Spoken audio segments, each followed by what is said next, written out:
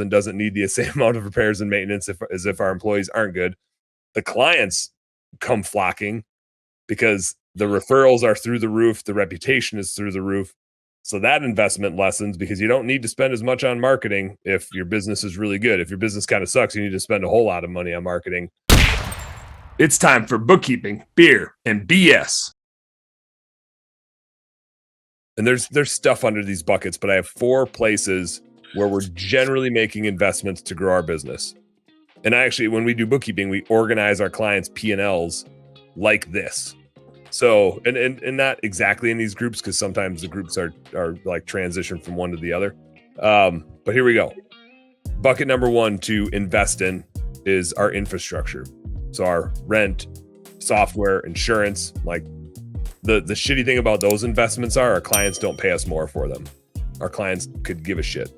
So those investments are like necessary as we grow. But just like we were talking about Rob's investment earlier, like, should I go get out there and go get a location there? And how much, what's the return on that investment? How much am I going to have to spend to go get that location? And what's it going to save me to not have the labor and the drag of trying to send people up there? So infrastructure is investment.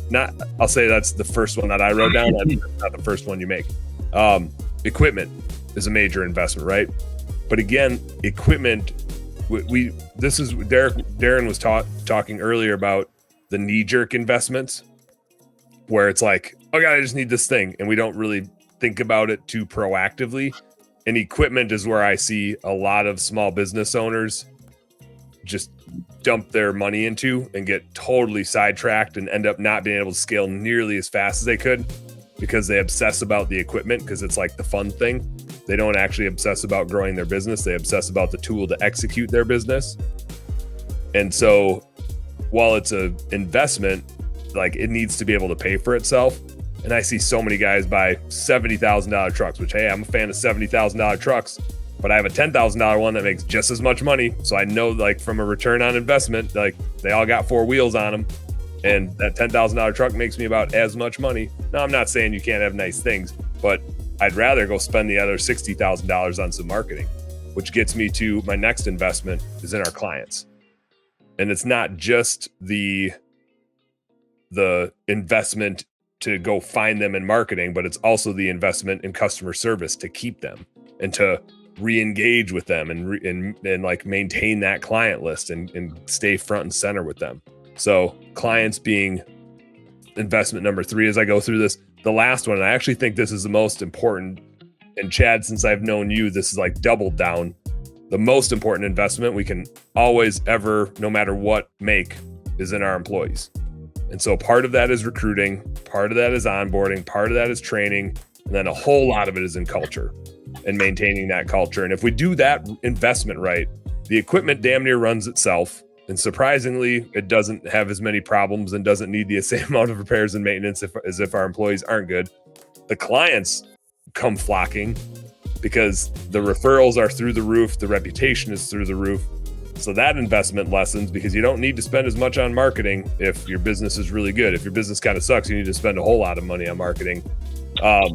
Your average ticket goes way up because of that. Yep.